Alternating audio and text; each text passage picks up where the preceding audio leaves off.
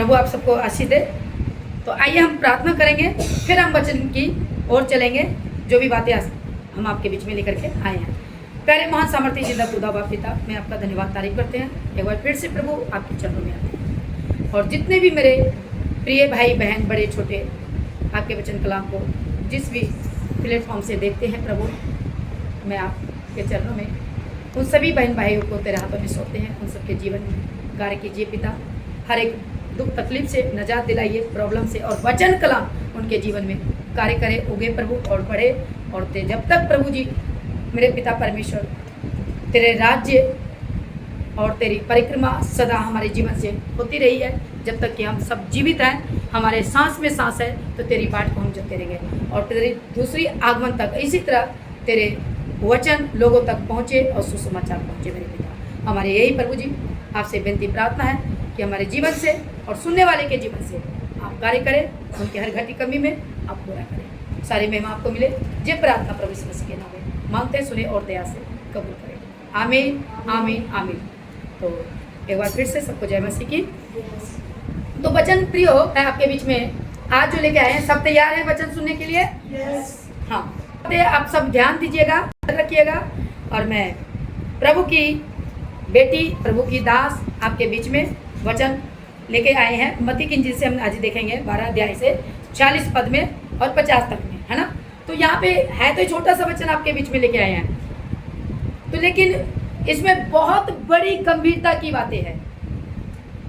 यहाँ पर जो आज की जो टॉपिक होगी इस वचन से कि आत्मिक आज्ञा, ये आत्मिक आज्ञा क्या है ना। इसमें हम आज इस वचन को खंगालेंगे, उसमें सीखेंगे और आपके बीच में रखेंगे। तो जैसे कि यहाँ पर है, अगर हेडलाइन पढ़ते हैं, लाइन में लिखा है यीशु की माता और भाई। इस कहानी से आपको गहराई की बातें करेंगे। आपको लगेगा ये वचन तो हमने सुना है, कोई खास नहीं है, पर इसको सुन के जाइएगा। कोई खास नहीं, बहुत बड़ा खास है, हम जानते हैं क्या होगा, लेकिन इसमें जो भेद की बातें, जो गहराई की बातें हैं, वो आपको इंकरेज करेगा, आपको बढ़ोतरी करेगा। आप कमजोर हैं, बल मिलेगा इस वचन से, ठीक है। तो मैं चाहती हूँ कि इसको पूरा आप देखिएगा, स्क्रॉल मत कीजिएगा, और जहाँ बैठे हैं आप सुनिएगा ध्यान से, जितने भी मेरे भाई बहन बैठे हैं। तो कहने का मतलब मैं आज जो इस वचन से सुनेंगे और सीखेंगे, और आज हम इस पर मनन करेंगे कि प्रभु यहाँ पर जब भीड़ में प्रचार कर रहे हैं, कौन? यीशु मसीह जब अपने लोगों के बीच में जब ये प्रचार कर रहे हैं, तो जब उस पर एक घटना जब घटती है तो उसकी फैमिली आती है उनसे मिलने। तो मिलने आते हैं तो सवाल आता है कि यीशु मसीह जब जिसको जो उनके कान में देता है, सुनाता है, मैं पहले ये बता दूं, तो उसका स्टेटमेंट क्या होता है और ये क्यों होता है और किस लिए होता है और हमें क्या बताती है। जो पढ़ते हैं इस वचन को, हम इस पे क्या लेते हैं, तो प्रियो आपको ये बताएंगे, है ना। तो पढ़िए 40 से 47 तक पहले पढ़िए जी। जब वह भीड़ से बातें कर ही रहा था, तब उसकी माता और भाई बाहर खड़े थे। हाँ। और उससे बातें करना चाहते थे। किसी ने उससे कहा, देख तेरी माता और तेरे भाई बाहर खड़े हैं और तुझसे बातें करना चाहते हैं। हाँ, यहाँ पे आपने सुना। अब यहाँ पर उनको कान में खबर आता है। अब कोई भी जन व्यक्ति हो सकता है कि प्रभु की कलीसिया बोले तो उसका चेला, है ना, प्रभु यीशु मसीह का। तो सवाल आती है कि मिलने कौन आया? बोलो, माता और भाई। सब बोलना है ऊंची आवाज में ना। कौन आया मिलने के लिए? माता और भाई। और प्रभु यीशु मसीह क्या कर रहे थे वहां पर? प्रचार, राइट, प्रचार। जब वो प्रचार कर रहे हैं तो उनको ढूंढते हुए मिलने के लिए क्या करने के लिए चाहते थे। तो इन बातों से ये पता लगता है, इसका मतलब प्रभु यीशु मसीह वो अपने परिवार के साथ नहीं होगा। वो प्रचार में कहाँ जाते होंगे, कई दिन बीत गए होंगे, कई दिन नहीं मिलते होंगे, बहुत देर उससे दूर हो गए होंगे। इन लफ्ज से तो यही पता चल रहा है ना। तो ये भी हमें अपने दिमाग में ध्यान में लगाना है। इसका मतलब वो फैमिली से दूर थे। Hallelujah, hallelujah.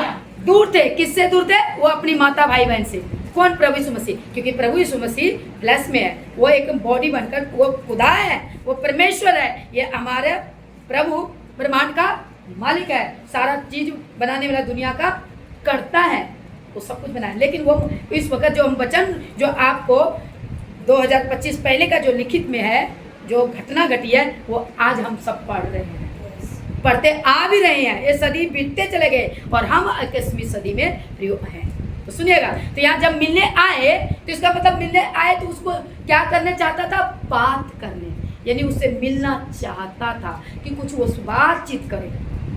लेकिन आपका यीशु मसीह का स्टेटमेंट क्या है जो हमें आज इसको लेना है? ऐसा स्टेटमेंट क्यों दिया? सुनिए क्या कहता है 48 पद में। यह सुनकर उसने कहने वाले को उत्तर दिया, हाँ। कौन है मेरी माता, हाँ। और कौन है मेरे भाई? और अपने चेलों की ओर अपना हाथ बढ़ाकर कहा, देखो मेरी माता और मेरे भाई ये है। कैसे क्या कहा? उसको क्या मिला? इसका मतलब ये नहीं है कौन है मेरे भाई, ये कौन है मेरी माता, है ना? तो इस शब्द को पहचानना है कि प्रभु यीशु मसीह ऐसा क्यों कहा। Hallelujah, hallelujah. क्यों कहा? इससे हमें क्या जानकारी सीखने को और चलने को मिलता है। मैंने जैसे बोला ना, आज का टॉपिक क्या है? आत्मिक आज्ञा। तो यहाँ पे कहते कौन है, अब कैसे कहा? और उसमें बकायदा ये भी लिखा गया, कोट कर गया है कि वो अपने हाथ का इशारा दिया। ऐसे दिया, किसकी ओर किया? अपने चेलों को, अपने लोगों, चेलों, राइट, जो उनकी सुनते थे। सबको पहचानना, बस बात को समझना। सुनते थे और फिर क्या कहता है? देखो ये मेरी माता है और ये मेरे भाई है, यानी रिलेशन। अब रिलेशन, लेकिन वहां जो है, लेकिन देखो वो गहराई दूसरी पार्ट में नहीं जाएंगे। जो पार्ट को हम लिए हैं इसमें आपको गहराई की बातें सिखाएंगे, क्योंकि हर एक वचन का बहुत निचोड़ निकलता है हर एक तरीके से। लेकिन हम सटीक में हमेशा यही बताती हूँ, जो मतलब कि टॉपिक को लेके गए उसी टॉपिक में मुझे रहना है। वो क्या कहा? यहाँ पे एक बात तय होगी, यानी कि वो खून का रिलेशन को दूर किया। यीशु मसीह माता मरियम से पैदा लिया है ना, हालांकि उस टॉपिक में नहीं जाएंगे, वो उसका अलग वचन है, अलग तरीके से है। वैसे भी वो जरिया है, जो गहराई में जाए तो मैं ऑनलाइन में आप लोगों को भी बताना चाहूँगा। वो उन मतलब कि कंसेप्ट में नहीं गए हैं, लेकिन असल में चीज़ में वचन में हमको इस पर जोर देना है। और ये बातें बोलता है तो इस पर जोर किस चीज़ पर गया है उसका आज क्लियर करेंगे। ये आध्यात्मिकता की बातें बोली गई है। कौन है मेरी माँ, कौन है मेरा माता? मेरे तो वह हैं, लेकिन वो यहाँ ये जो बातें 48 पद में बड़ा बहुत अच्छी लिखी है, जो कि छुपी है, जो हमें आपको समझना है।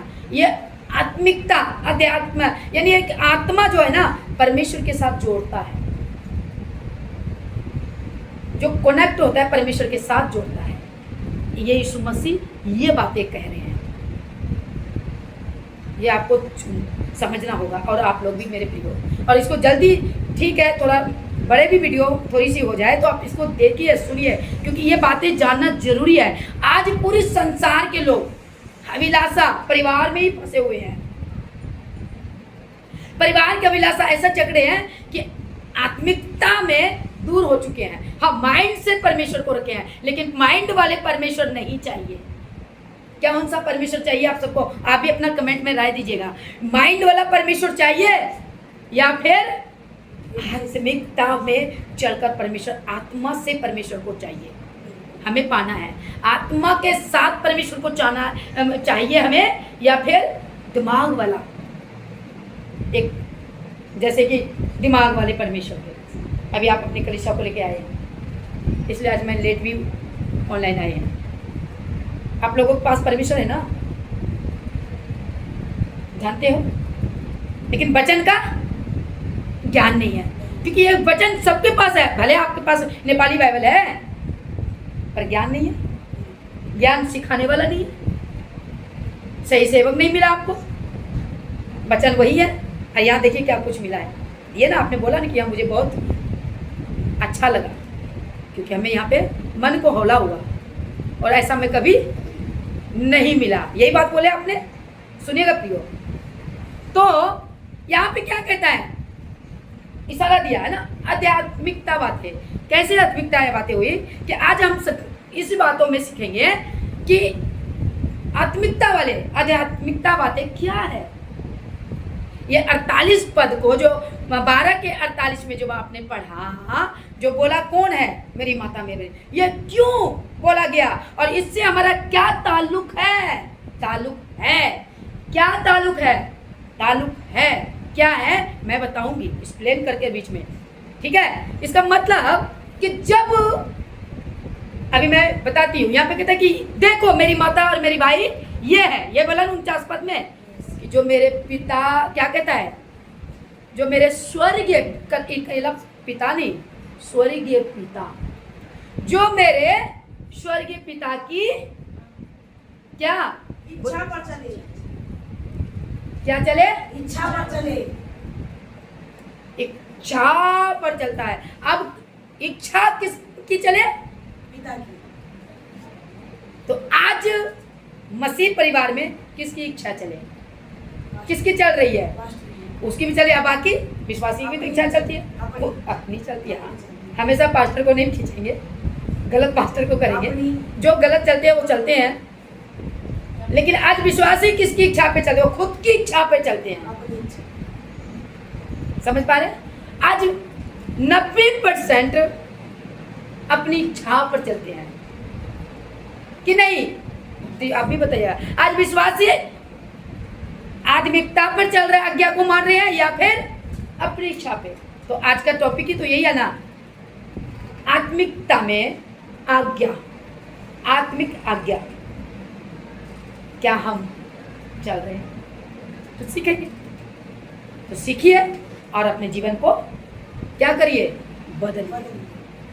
तो यहाँ पर कहता है कि यहाँ पे फिर जो कोई स्वर्गीय पिता की इच्छा पर चले वही मेरा भाई और बहन है। अब सवाल यहाँ पे दो बातें को आपको क्लियर करेंगे, दो बातें। आप एक वचन को निकाल के रखिएगा, यूहन्ना 15:14, ठीक है, यूहन्ना 15:14। लेकिन अब यहाँ पे या यीशु मसीह का जो स्टेटमेंट था, कौन है मेरी माता और बहन, ये हम पर लागू कर रहा है और हमें सिखाने के लिए, कलीसिया को बताने के लिए, उसको आत्मिकता में गहराई में लाने के लिए ये स्टेटमेंट दिया है। ये असल में गहराई की बातें परमेश्वर साथ ताल्लुकात आत्मिकता में जोड़ने के लिए। जो परिवार फैमिली वो आपके साथ है, लेकिन उसमें आप घुस कर परमेश्वर से दूर है। यानी कि संसार में रहकर परमेश्वर क्या किया? इस संसार से, इस संसार में तुझे मैं क्या किया हूँ? अलग किया हूँ। तो सोचिए, क्या अलग हो? नहीं हो। कलीसिया पूछे, मैं यहाँ पे, क्योंकि यहाँ पे इस जो आज का जो वचन है प्रभु यीशु मसीह का कलाम का, वो भीड़ को क्या कर रहे हैं? प्रचार कर रहे हैं। आप लोग कहा ना थोड़ी देर पहले, प्रचार कर रहे हैं, तो यही तो देखना है। लेकिन वो कलीसिया प्रचार को सुन रहे थे, उस पर चल रहे थे। तो आज की कलीसियाओं में जहाँ जहाँ प्रचार चल रहे हैं, क्या आज वो विश्वासी इच्छा अपनी चला रहे हैं या खुदावन पिता की इच्छा पर चल रहे हैं? यीशु की आज्ञा। तो क्या है? 14-15 और एक 20-17 को भी देखेंगे, ठीक है। 14-15, 20-17, पहले 14-15 को जानेंगे, है ना। तो यहाँ पर एक, जबकि 49 में क्या कहा, यहाँ पे सुनना, मेरी माता और पिता की बताया, जो मेरी माता ये है, मेरे भाई ये है। तो यहाँ से कनेक्ट कराएंगे। तो यहाँ पे इस बातों को थोड़ा एक बार और से मैं फिर से रिपीट कर दूँ। यहाँ पे चेतना है आत्मिकता की, इस वचन से इच्छा पर, है ना। कहने का मतलब है ये आत्मिकता की बातें प्रभु यीशु मसीह ये कहना चाह रहा है। सुनना स्टेटमेंट, हालेलुया, हाँ, ध्यान दीजिएगा। तो यहाँ पे कैसा बातें है मालूम है? यानी कि जो आध्यात्मिकता की बातें हैं वो आत्मिकता में चलने वाले, यानी कि परमेश्वर जो संसार की बातों से परे, इन बातों से दूर, परमेश्वर की बातों में ध्यान रखना, परमेश्वर की बातों को खोज करना, परमेश्वर की बातों पर चलना। Hallelujah, hallelujah. किसकी बातों पे चलना? परमेश्वर। और वहाँ सिखा क्या रहे हैं? सुन कौन रहे हैं? परमेश्वर की बातें के। यही बोला ना, ये है मेरे इन बातों से। अब भाई और बहन का जो जिक्र किया इससे, क्योंकि अब जब जिक्र हुआ है तो ये कहना क्या था, इसमें चिन्ह है। यहाँ मैं सुनूं तो ये जिक्र जो किया गया है, इस जिक्र से मैं आपको समझाना चाहूँ, जब 48 पद की बातें को आई है तो यहाँ पर और यहाँ पे एक जिक्र देता है, जहाँ जिक्र आया माता और भाई बहन का, यह एक चिन्ह है। और जो खून के रिश्ते से आत्मिक रिश्ते से कन्वर्ट करता है, खून के रिश्ते से आत्मिकता के रिश्ता में जोड़ता है, आध्यात्मिकता यानी आत्मा के रिश्ता। कैसे, इसका भी एक पद को मैं देंगे आपके बीच में। एक जगह पे पढ़ देते हैं, पढ़िए यूहन्ना के इंजील से। तो यहाँ पे जब कहते हैं माई और भाई बहन प्रभु यीशु मसीह का, वो है एक, तो यहाँ पे ये आ गया, इसका चिन्ह है, लेकिन बात उसमें छुपा है आत्मिकता। पहले पढ़ देते हैं आत्मिकता जी, यूहन्ना को पढ़ो। जो आज्ञा मैं तुम्हें देता हूँ, हाँ, यदि उसे मानो तो तुम मेरे मित्र हो। अब यहाँ पे क्या कहा, जो आज्ञा, हालेलुया, हालेलुया। जो आज्ञा 15 का 14, यूहन्ना 15 का 14 पढ़िएगा, 15 का 14 पढ़ दिए, 15 का 14 तो पढ़ा, फिर से पढ़िए। जो आज्ञा मैं तुम्हें देता हूँ, यदि उसे मानो तो तुम मेरे मित्र हो। अब यहाँ पे आ गया ना आज्ञा, वहां पे कहते जो मेरे इच्छा पर चलता है वही मेरे कौन है, माता और भाई। यहाँ पे मित्र की बातें कर गई है ना, तो वही उसका मित्र कौन बनना चाहता है, उसका भाई बहन कौन बनना चाहता है, किसका, खुदा का। तो सवाल आ गया, खून के रिश्ते से बढ़कर किस रिश्ते को अहमियत दिया, आत्मिकता, क्योंकि यीशु मसीह ने हमें अपना लहू देकर छुड़ाया है ना। तो आज मसीह में तो सब आ गए, तो और एक 20 को पढ़ देंगे, 17 यूहन्ना। यीशु ने उससे कहा, मुझे मत छू, क्योंकि मैं अब तक पिता के पास ऊपर नहीं गया, हाँ? परंतु मेरे भाइयों के पास जाकर उनसे कह दे कि मैं अपने पिता और तुम्हारे पिता और अपने परमेश्वर और तुम्हारे परमेश्वर के पास ऊपर जाता हूँ। अब यहाँ पे ये चिन्ह है। अब यहाँ पर जो बोला कि मेरे भाई थे मेरे बहन, वो है मेरे माता, जो मेरे पिता की इच्छा पे चलते हैं। क्या है, चलते हैं। तो अब यहाँ से कॉन्सेप्ट वहाँ पे जब हम यूहन्ना में पढ़ते हैं तो लूका में भी है, तो यहाँ पे क्या कह रहा है, वहाँ पे कौन पहुँचती है, जब यीशु मसीह मरकर जिंदा होता है, वो हम वहाँ पे कब्र में पहुँचते हैं, तो उससे मरियम मिलती है। कौन सी मरियम मदगिनी, वो स्त्री जो कितने दुष्ट आत्मा से जकड़ी हुई आजाद हुई थी, ठीक है। तो जब उसने पहचान लिया कि ये मेरे प्रभु यीशु है, तो शब्द को पकड़ना है। माता और भाई बोला ना, तो सवाल है मित्र की, आप कहते हो मेरा यीशु, मैं भी कहती हूँ हाँ तुम्हारा यीशु है, पर तुम्हारा तब होगा जब आप खुदा के इच्छा पे हर काम को करोगे, उसकी आज्ञा पर चलोगे, जो आपसे प्रसन्न हुए। Hallelujah, hallelujah. ठीक है। तो वहाँ पे क्या कहता है, यहाँ पे फिर से पढ़ना टिका के दोबारा। यीशु ने उससे कहा, यीशु ने मरियम को जवाब दिया, मुझे मत छू, मुझे मत छू। अब देखना क्यों, अब उसको बता रहा है, क्योंकि उसकी अपनी है ना, क्योंकि वो आत्मा में उनकी दीवानी थी, वो अपना जीवन उसको समर्पण कर दिया था और उसके इंतजार में था, और कहने के मुताबिक उसके बात वचन के अकॉर्डिंग वो सारी बातें पूरी हुई। तो वहां पहुंची तो पहचाना, तो बोला मुझे मत छू। क्यों नहीं, क्योंकि मैं अब तक पिता के पास ऊपर नहीं गया। अब मैं अपने पिता, अब तक पिता यानी अपने पिता के पास, वो खुद को बोल रहा है यीशु मसीह कि अभी मुझे जाना है, फिर आऊंगा। शब्द को पकड़िएगा, ये चिन्ह है जो बोला मेरी भाई तो मेरी बहन, वो है जो मेरे इच्छा पर चलते हैं। तो यहाँ पे क्या स्टेटमेंट दिया, अब दूसरी लाइन को पढ़ो, उसी को। परंतु मेरे भाइयों हाँ के पास जाकर उनसे कह दे, शब्द को सुना फिर से, परंतु मेरे भाइयों से, मेरे यीशु मसीह कह रहा है यहाँ मेरे, और ये बातें मैं कब की सिखा रही हूँ? यीशु मसीह जब वहां पर मरकर जी उठा।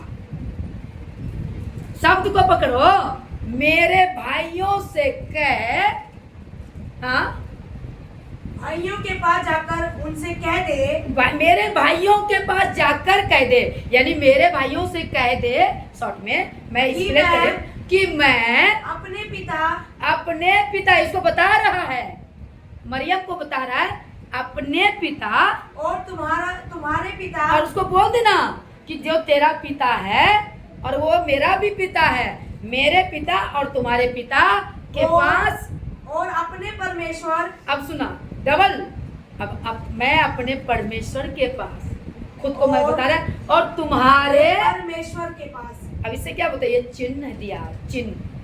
ये हम सबको विश्वास को परिपक्व करने के लिए कॉन्सेप्ट में पूर्ण कर दिया। जो जो बातें लिखी गई है उसको उसने पूरा यीशु मसीह ने किया। यहाँ पे क्लियर होता है कि क्यों कहा मेरी माता ते मेरे भाई ये है। बोलो हालेलुया। हालेलुया। अब बोलेंगे ये वचन तो हमने भी पढ़ा है, मैं तभी बोला कि इसमें गुड़ बातें सिखाया गया है। तो सवाल आ गया, यीशु मसीह उसी के लिए जी उठा है, बाकी पूरी दुनिया में फैल जाए पर यीशु मसीह उसके लिए जी उठा है जो स्वर्ग के पिता की इच्छा पर चलते हैं। हालेलुया। समझा? छोटा सा वचन दिया आपके बीच में, चलते हैं। तो हम क्या आज वही है आत्मिकता। यहाँ पर प्रभु यीशु मसीह ने हम सबको आपको कैसे सिखाया है? आत्मिकता के हिसाब में। तो सवाल आ गया, अब यहाँ पे कहता है कि मेरे भाई और मेरी बहन वही है जो मेरे पिता की स्वर्ग की इच्छा पे चलता है। तो क्या हमारे पिता से कोई दूर कर सकता है? उनके इच्छा पे चलने के लिए आपको मुसीबत आएगी। अब मैं आप लोगों को और इंकरेज करना चाहूँ, घर में कलेश होगा, बाहर में कलेश होएगा, बाहर के लोग भी तुझे आपको टॉर्चर करेगा, झूठी बोली गाली जो भी चल रहा वो चलेगा। ये चिन्ह है सताने का। और प्रभु कहता है, वो अपना भी चिन्ह दिखा दिया कि मैं तुझे कभी नहीं छोड़ूंगा। तो सवाल, क्योंकि शैतान ने आपको परमेश्वर की इच्छा पर चलने के लिए क्या करेगा? रोकेगा। तो कैसे रोकेगा ये आपको भी मालूम है। तो आपके घर में आपकी सिचुएशन को क्या करेगा? पैदा करेगा, माहौल को क्रिएट करेगा, उस माहौल को ऐसा बनाएगा आप टूटे, लेकिन आपका यीशु कहता है मत टूटे। हालेलुया। समझ में आ रहा है? तो ये वचन से हम क्या जानते हैं, हम क्या सीखते हैं, ये वचन से आप लोगों को बताना चाहिए। हालेलुया। समझे ना? तो अब भाई और बहन का क्या दिया? एक खून का रिश्ता बताया। कौन सा खून का? आत्मिक। हालेलुया। हालेलुया। यीशु मसीह हमारे घर में तो नहीं पैदा लिया है, नहीं ना, लेकिन हमारे परमेश्वर ने हमारे बीच में आके डेरा किया और हमें अपना बनाने के लिए अपना लहू बहा दिया। उस लहू का कीमत से वो आत्मिक परमेश्वर ने आत्मिकता में हमें मूल खरीद लिया। आज मैं अभी हमारे भाई बहन पता कौन है? इस वचन के अकॉर्डिंग आप जितने बैठे हो, जितने मेरे भाई बहन सुनेंगे हमें, वो मेरे भाई बहन हैं, वो मेरे अपने हैं। वचन के अकॉर्डिंग क्यों चिंता फिर करते हैं? आज संसार में सब इसी फंडा को लेकर के फंसे पड़े हैं। मैं बहन के नहीं सुनूंगी, अपने भाई अपने पति की नॉलेज करूँ, कोई बात नहीं। तो वहाँ पे चर्च में हो जाती है वे वचन के द्वारा कमजोर। हमें वचन से मजबूत होना है, क्योंकि हमारा रिश्ता वो आत्मिकता का रिश्ता है। तो ये आत्मिकता को क्या करना है? बढ़ाना है और आज्ञा में चलना है। तो ये फैसला हम मसीह परिवार विश्वासी के जीवन में होना जरूरी है कि हमें आत्मिकता का रिश्ता, हमें प्रभु ने क्या बनाया है। भाई बहन कहाँ है? वचन के अकॉर्डिंग। तो हम उस वचन से कौन हो गए? अच्छा, भाई बहन कैसे कहा? वचन के द्वारा। वो मेरा भाई है, वो मेरा पिता भी है, वो मेरे मित्र भी है। अभी कहा ना, यदि 14 में क्या पढ़े आपने, 15 के 14 में, यदि तुम, रिपीट कर दो, मैं लास्ट में ही हूँ क्योंकि ज़्यादा वचन बड़ा लेकर के आपके बीच में नहीं आया, इसको पूरा देखिएगा प्रियो। यदि तुम मेरी आज्ञाओं को मानोगे, तो सवाल आ गया, आप किसकी आज्ञा मानते हो?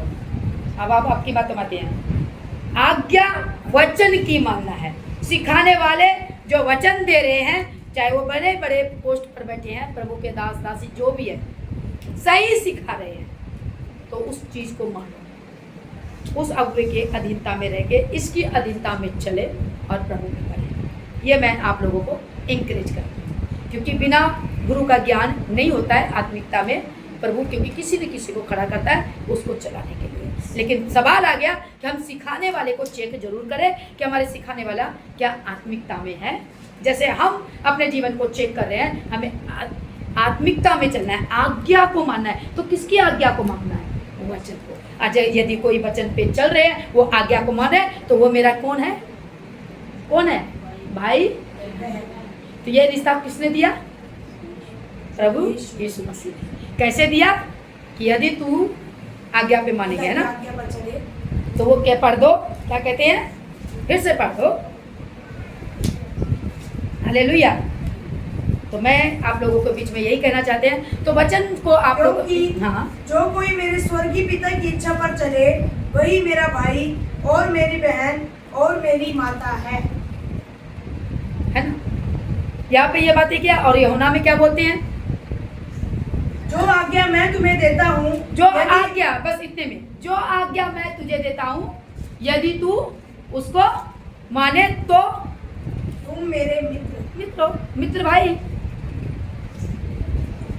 तो फैसला आपकी है कि हम प्रभु में अब किस रीति चलते हैं। ये नहीं कि हाँ परमेश्वर, ये बातें कौन सी चल रही, मालूम है? आध्यात्मिकता, परमेश्वर की गुरु बातें को हमें जानना है, क्योंकि संसार में रहकर इसी संसार में उस जीवन की गहरे उद्देश्य को जानना अवश्य है। आपको इस संसार की बातों को छोड़कर इसी संसार में रहकर उस गहरी बातें जो यीशु मसीह ने हमारे बीच में वचन के द्वारा दिया है, उसको गहरी बातों को जानना, अपने जीवन में मानना और उस पर रहना, वचन को समझना जरूरी है, उसी पर चलना जरूरी। इसी को बोलता है आत्मिकता की आज्ञा पर मानना। इसको जब मानोगे तो संसार की बातों से आपकी बड़ी मुश्किल उठेगी। समझ पा रहे हैं आप लोग? हाँ, तो संसार, क्योंकि हमें बुद्धि के साथ, ज्ञानता के परमेश्वर के, हमारे अपनी जो बुद्धि है उसके साथ साथ हमें परमेश्वर की आत्मिकता की बातों पर चलना है, क्योंकि हमारी बुद्धि नहीं चलेगी। हमें अपनी बुद्धि समझ को कंट्रोल में कर हमें आत्मिकता की बातों पे चलेंगे, क्योंकि इस संसार में आपको दुख तकलीफ सहते सहते मर जाएंगे, लेकिन खुदा नहीं मिलेगा। अगर यीशु मसीह के वचन पर ना चले तो अपने संसार में रह गए, दिमाग से प्रभु को मान लिए, दिमाग से चलते रहे, हालेलुया, समझना। तो आप अपनी मर्जी की इच्छा से अब चल रहे हैं प्रभु में, ठीक है, चलो मान गए, लेकिन उससे क्या आपको नुकसान होगा कि प्रभु की इच्छा पे तो आप अपने दुख को, तकलीफ को और खिंचातानी को, सब कुछ को नहीं सहा। उनकी इच्छा पे हमें पार होना है, प्रभु की आज्ञा में रहकर उस खिंचातानी को छोड़कर आगे बढ़ना है आत्मिकता में, और सारी बातों को मात देना है और आत्मा को आगे बढ़ाना है, जीतना है आत्मिक आज्ञा पे, ठीक है ना।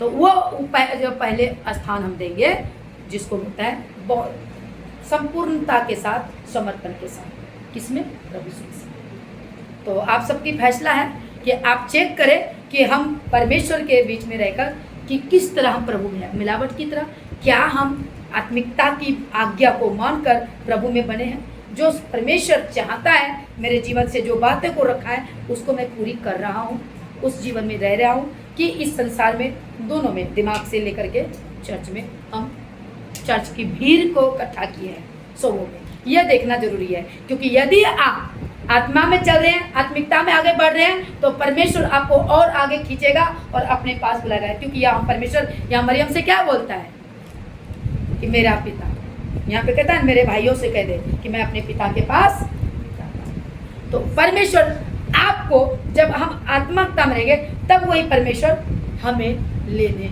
आएगा। इस जीवन में अगर प्रभु का आने का लेट भी रहेगा ना, लेट भी रहेगा, हम सो गए, मर गए, प्रभु में अच्छी रीति से आज्ञा को मानते मानते हमारी ज़िंदगी खत्म हो गई, तो इसका मतलब नहीं कि औरों की तरह खत्म होगा, जैसे नर्क वाली जीवन को नहीं होगा। हमको सबसे पहले हम सोए हुए को परमेश्वर उठाने आएगा। हालेलुया।